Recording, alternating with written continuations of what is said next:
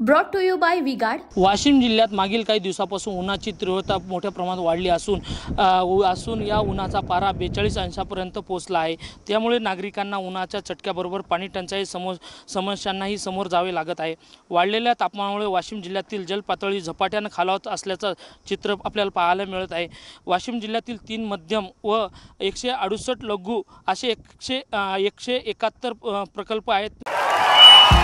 भाइयों बहनों, उनके राज में पावर रहे अनस्टेबल और हम रखे सब स्मूथ और स्टेबल।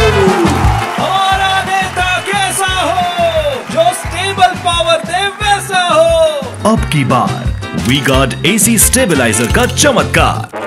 मात्र त्या प्रकल्पाची पाणी पातळी खालावत चालली आहे। 3 मध्यम प्रकल्पात 19% तर 168 लघु प्रकल्पात 16% जलसाठा उपलब्ध आहे।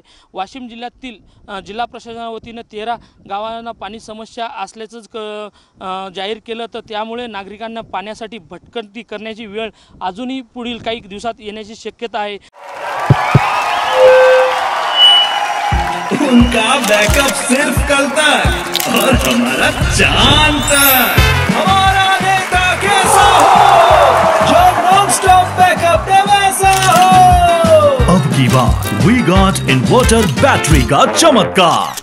आता काही दिवस पाण्याचा योग्य वापर नाही केल्यास पावसाळ्यापूर्वी नागरिकांना पाण्यासाठी चांगली भटकंती करण्याची वेळ येण्याची शक्यता आहे।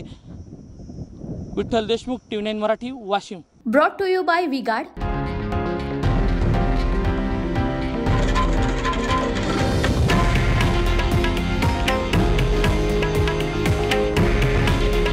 हे आहे देशातील नंबर 1 न्यूज नेटवर्क आणि आपण पाहत आहात TV9 मराठी।